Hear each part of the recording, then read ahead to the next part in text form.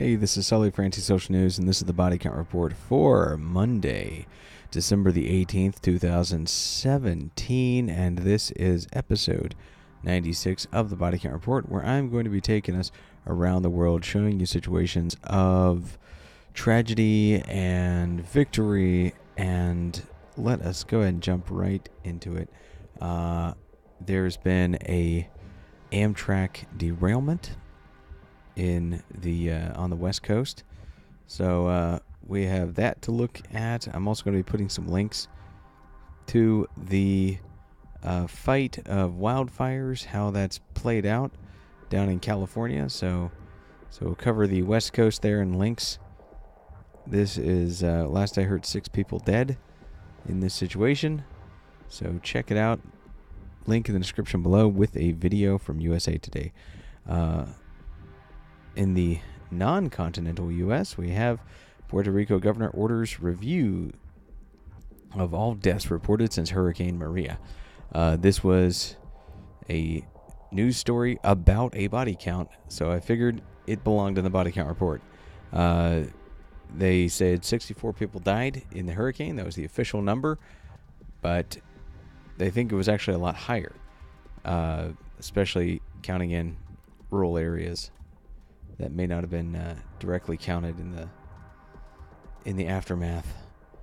We have a new news resource today, and this is Cameroonian. I actually spoke with a human rights worker from Cameroon today.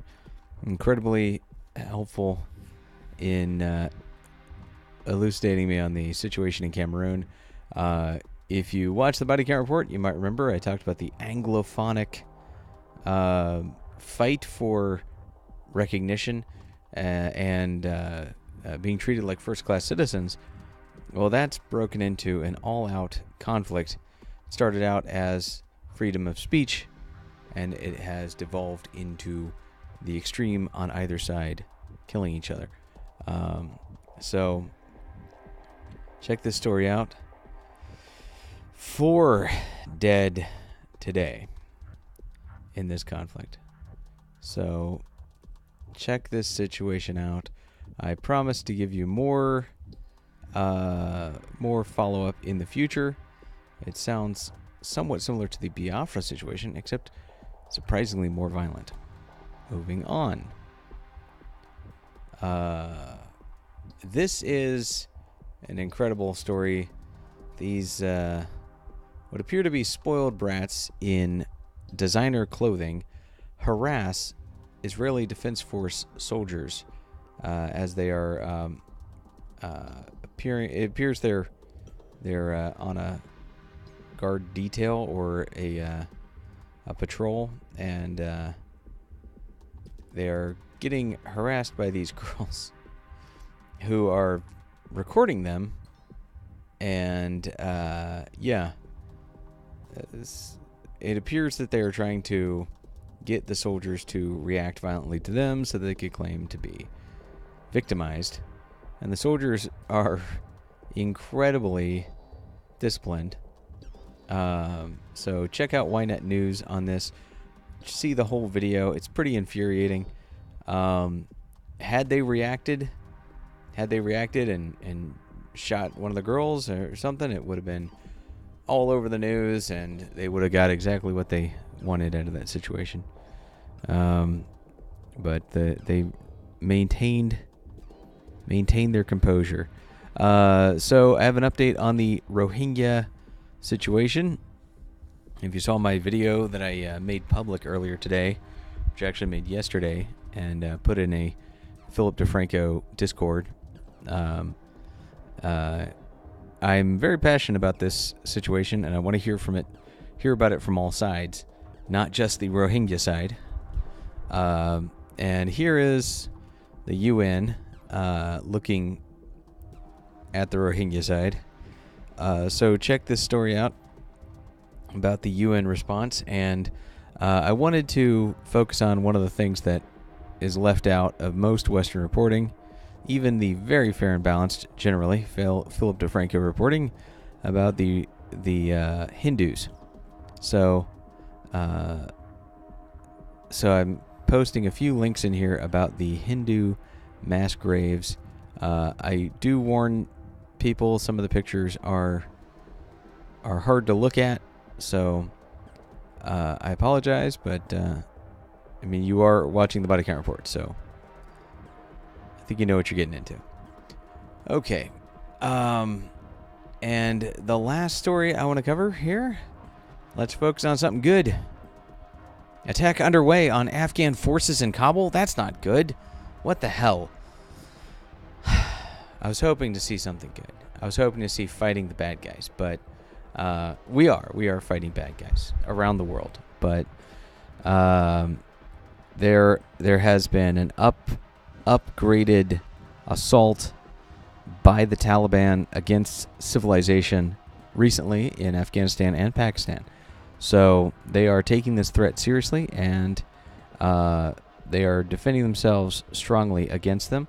Here we see a picture of an Afghan security personnel arrive in sight of the complex attack at an intelligence training center in Kabul. Okay.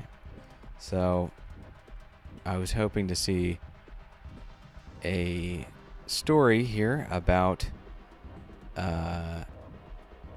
a joint attack against the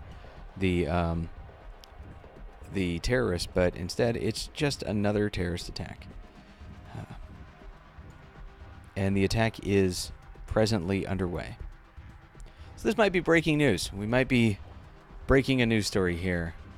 Kabul, Afghanistan. An Afghan official says an attack is underway in the country's capital, where gunmen have raided and occupied a partially constructed building near an intelligence training center in western Kabul. Nasrat Rahimi, deputy spokesman for the Interior Ministry, says the attackers are battling Afghan security forces and that reinforcements have been dispatched on the area Monday. That's today. Rahimi said no word on casualties, but confirmed gunshots and explosions in the area. Earlier, an Afghan official said a Taliban attack on Sunday killed a police officer and wounded 3 others in western Baghdad province. Ghulam Haidar Sawari, the province deputy police chief, says that in the attack, the insurgents targeted a police security post in the remote district of Ab-Kamari. He says the slain officer was the district police commander. Okay. Well, since this is a developing story, I'm going to go ahead and hit refresh. Okay. Attack underway. All right.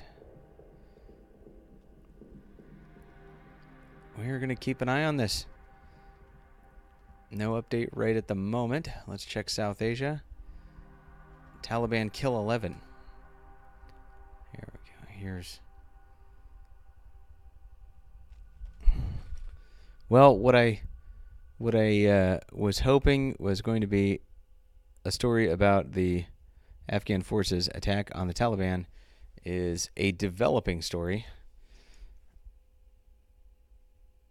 We're getting more information about here.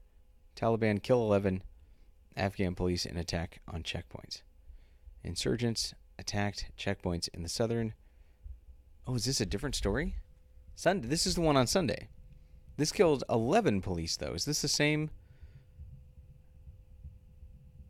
This is a different one. This is a different attack. Completely different attack. Sheesh.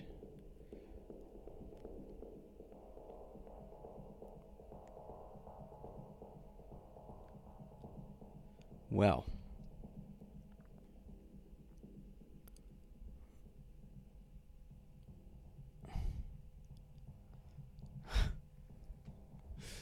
Okay. You know what? We're gonna do a follow-up on the Taliban forces attack tomorrow. Hold me to that. And let's end with one last story before I cut this off. What a terrible episode! I can't believe I can't believe I dropped in a story there that I had misread a headline and turned into breaking news. Okay. Okay.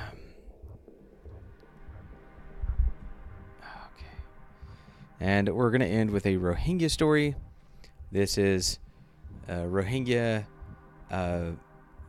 which, as I pointed out, is not necessarily an illegal immigrant group. They are a separatist group. They follow their own rules, and Bangladesh is now having a hard time dealing with them because they just sort of plopped over the border and are like, okay, this is where we live now, and now they're all trying to plop into Malaysia because they are nomadic. So people are having trouble with them spreading out, doing whatever it is that they want to do. Seemed like a fairly hard bunch of people to deal with. The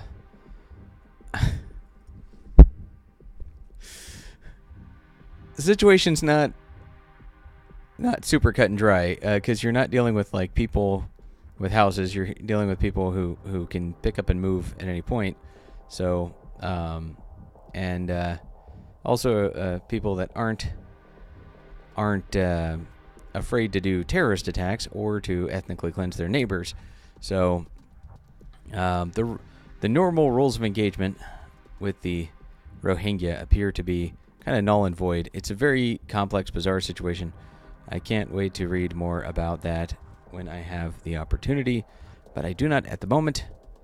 And this has to be the end of this very bizarre, convoluted, M. Night Shyamalan-y, twisty episode of The Body Count Report, episode 96. Thank you for tuning in. I hope to see you tomorrow. Please criticize me for having misread a headline and having to correct myself while I record. That's really embarrassing.